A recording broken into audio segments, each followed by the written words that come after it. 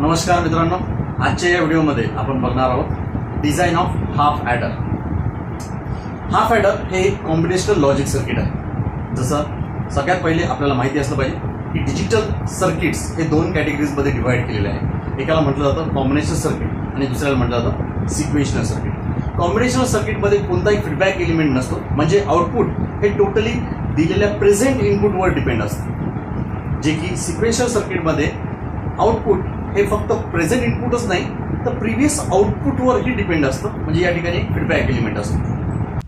तर आपण आता डिझाईन करणार आहोत हाफ ॲडर. हाफ ॲडर हा एक सिंगल बीट ॲडिशन आहे. सिंगल बीट म्हणजे तर आपण दोन सिंगल बीटची ॲडिशन करणार आहोत. दोन सिंगल बीट कोणते असतात तर मे बी या ठिकाणी मी ब्लॉक डायग्राम तुम्ही बघू शकता. मला हे इनपुट्स आहेत ए आणि बी, हे माझे इनपुट्स आहेत आणि मी हे हाफ ॲडरला दिले. हाफ ॲडर मला याचे आउटपुट देतो. एक तर आउटपुट असेल सम म्हणजे एस आणि दुसरा आउटपुट असेल कॅरी म्हणजे सी. तर हे माझे आउटपुट्स आहेत. आता याला समजण्यासाठी मी एक ट्रुथ टेबल ड्रॉ करतो. एक ट्रुथ टेबल. या ठिकाणी माझे इनपुट्स आहेत ए बी, आउटपुट आहेत सम आणि कॅरी.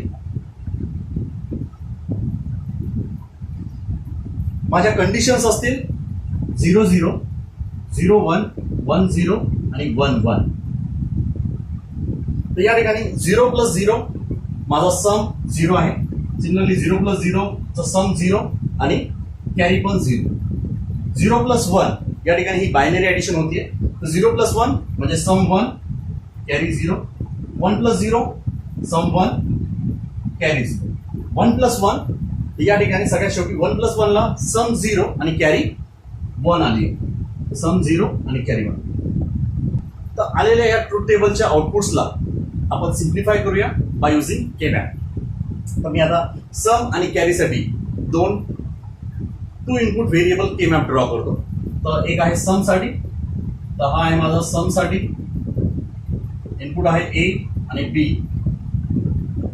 आणि हा आहे कॅरी साठी. इनपुट आहे ए आणि बी. 0 1 0 1 0 1 0. तर या ठिकाणी फॉर सम साठी 0 0 ला 0 कॅरी पण 0. Sum 0 carry 0. नेक्स्ट 0 1 ला सम 1 कॅरी 0. 0 1 ला सम 1 कॅरी 0. नेक्स्ट 1 0 ला सम 1 कॅरी 0. सम 1 कॅरी 0. आणि लास्टची जी स्टेज आहे म्हणजे 1 1 ला सम 0 कॅरी 1. तर या ठिकाणी सम 0 कॅरी 1. तर मी आता याच्यासाठी पाहतो की याच्यात काही पेअर बनते का, तर या ठिकाणी कोणतीही पेअर बनत नाही. हा इंडिव्हिज्युअल 1 आहे. या इंडिव्हिज्युअल 1 साठी इक्वेशन आहे ए बी बार. सिमिलरली हा एक इंडिव्हिज्युअल 1 आहे आणि या इंडिव्हिज्युअल 1 साठी इक्वेशन आहे ए बार बी. तर हे तर माझं आहे सम. सम म्हणजे s is equals to a b bar plus a bar b. तसंच कॅरीसाठी कॅरी म्हणजे सी. या ठिकाणी माझा हा इंडिव्हिज्युअल 1 आहे आणि तो आहे ए बी. A B. आता या ठिकाणी जर आपण याला कम्पेअर केलं एक्स ऑर गेट सोबत, तर याचा अर्थ हे एक्सप्रेशन हे एक्स ऑर गेटचं आहे. A b bar plus a bar बी. तर यालाच आपण रिराईट करून लिहू शकतो की हा आहे ए एक्स ऑर विथ बी. यालाच आपण ए एक्स ऑर विथ बी अशा पद्धतीने लिहू शकतो. तर आता या सम आणि कॅरीसाठी आपण लॉजिकल सर्किट डिझाईन करूया. तर हा आहे माझा इनपुट ए, हा इनपुट बी. तर सम साठी तुम्ही डायरेक्टली एक एक्सऑर गेट घेऊ शकता आणि त्या ठिकाणी इनपुट दिलेला आहे ए आणि इनपुट आहे बी. तर हा आहे तुमचा सम S is equals to A XOR with B. Similarly, carry साठी AND गेट. एक AND गेट ज्याला इनपुट आहे A आणि आहे B. तर ही आहे carry. C is equals to A into. आपण नेक्स्ट पाहूया फुल ॲडर. आता आपण डिझाईन करणार आहोत फुल ॲडर. याच्या आधी आपण बघितलेलं आहे हाफ ॲडर कशा पद्धतीने डिझाईन करतात. हाफ ॲडरमध्ये आपण फक्त सिंगल बीटची ॲडिशन केलेली आहे. 2 सिंगल बीटची ॲडिशन केली आणि आउटपुट आला सम आणि कॅरी. आता जर सपोज माझा सिंगल बीट नंबरच्या ऐवजी, सिंगल बीट म्हणजे काय, तर ए हा 0 किंवा 1 होता आणि बी हा 0 किंवा 1 होता. आता जर 2 बीट नंबर असेल, 2 बीट म्हणजे सपोज माझा ए हा मे बी 0 1 आहे आणि बी हा 1 1 आहे आणि जर मी यांची ॲडिशन परफॉर्म करतोय तर या ठिकाणी माझी ॲडिशन 1 + 1 म्हणजे 0 कॅरी 1 अशी येते. नेक्स्ट, आता या ठिकाणी मला जर पुढची ॲडिशन परफॉर्म करायची असेल तर या ठिकाणी ही जी आलेली माझी कॅरी आहे तर याच्यासाठी मला सेपरेट एक नेक्स्ट हाफ ॲडर लागेल. म्हणजे याचा अर्थ काय, जर मला 2 बीटची ॲडिशन करायची असेल तर मला 2 हाफ ॲडर लागतात आणि म्हणूनच मला गरज पडली आता की मला एक फुल ॲडर डिझाईन करायची. फुल ॲडरमध्ये आपण 3 बीटची ॲडिशन करू शकतो. तर कसं, तर आपण आता समजून घेऊ. तर या ठिकाणी हा आहे माझा फुल ॲडर, ज्याला मी इनपुट्स दिलेले आहेत. इनपुट आहेत ए बी आणि एक ॲडिशनल इनपुट दिलेला आहे आपण C in. Output half adder सारखेच आउटपुट असेल सम आणि कॅरी. तर आपण याच्यासाठी एक ट्रूथ टेबल ड्रॉ करूया की जर माझे 3 इनपुट्स आहेत त्याच्यासाठी माझे सम आणि कॅरी कशा पद्धतीने येईल. ट्रूथ टेबलसाठी इनपुट्स आहेत ए बी सी, आउटपुट आहे सम आणि कॅरी आहे सी. तर या ठिकाणी माझ्या कंडिशन्स आहेत 0 0 0 0 0 1 0 1 0 0 1 1 1 0 0 1 0 1 1 1 0 1 1 1.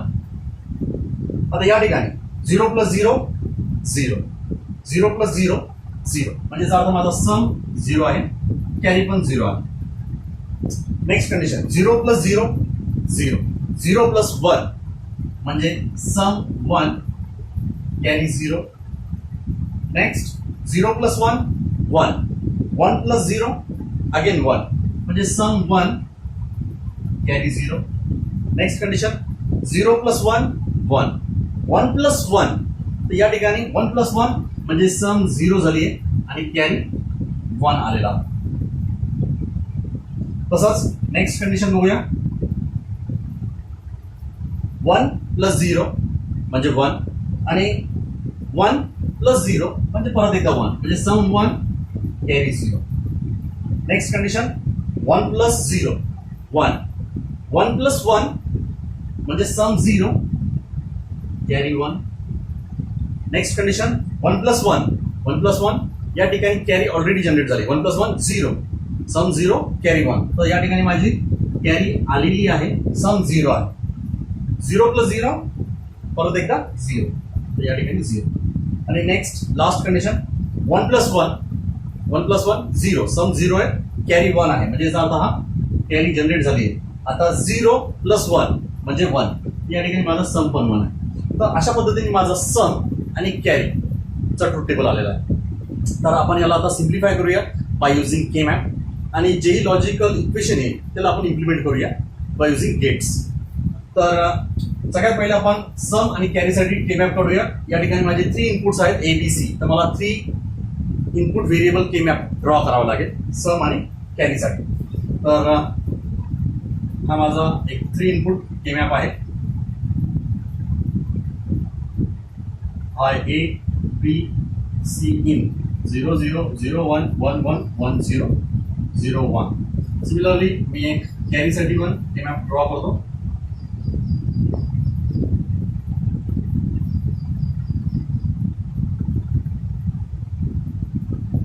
हा आहे ए बी सी इन 0 0 0 1 1 1 1 0. तर ऑलरेडी आपल्यास वाटल्यास तुम्ही इथं कॉर्नरला त्याचे डेसिबल नंबर्स लिहून घेऊ शकता, जसं की आहे 0 1 2 3 4 5 6 7 0 1 2 3 4 5 6 7. तर या ठिकाणी आपण पुट करणार आहोत sum for 0 0 0 sum 0 carries 0 0 1 sum 1 carries you. 0010 someone carries you. Next 011 some 0 carry 1 some 0 carry 1. Next 100 someone carry 0 101 some 0 carry 1. Next 110 some 0 carry 1 आणि 111 ला बोथ 1. तर या ठिकाणी पाहिलं तर आपल्याला एकही पेअर मिळत नाही. तर या ठिकाणी सगळे इंडिव्हिज्युअल वन्स आहेत. या सगळ्या इंडिव्हिज्युअल वन साठी आपण इक्वेशन लिहू शकतात. याच्यासाठी बनेल हे ए बी बार सी बार. या वन साठी आपण या वन साठी इथं इक्वेशन लिहूया. या वन साठी आहे ए bar b bar C. Similarly या वन साठी हे आहे ए बी सी आणि last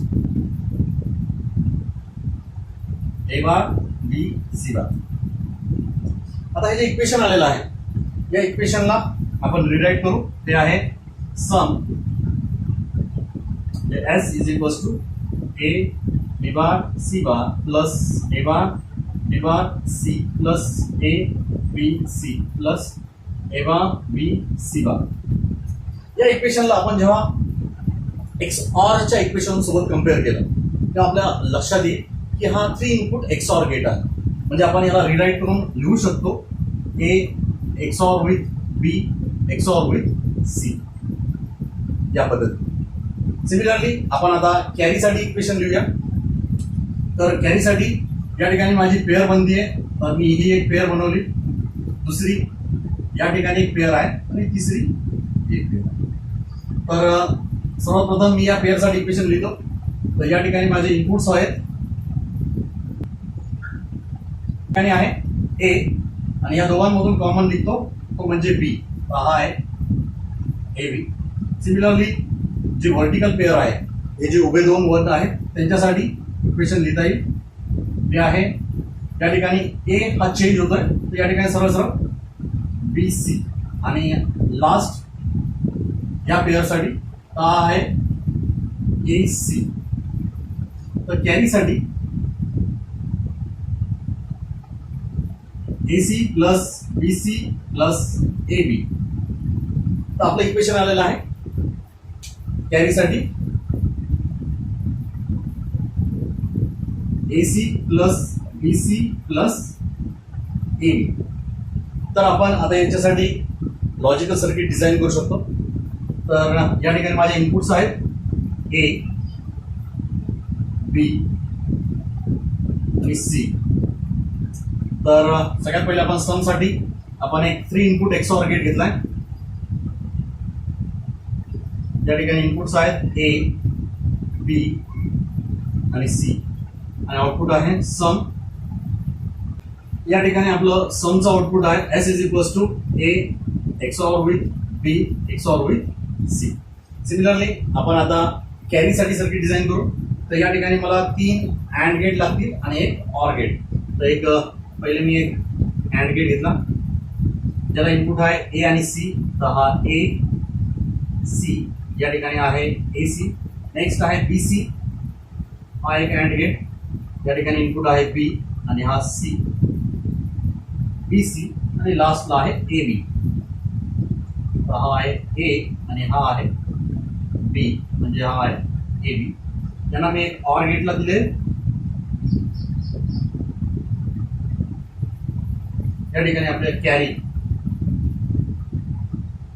A c plus b c plus a. तर अशा प्रकारे आपण हाफ ॲडर आणि फुल ॲडर डिझाईन करू शकतो. थँक्यू.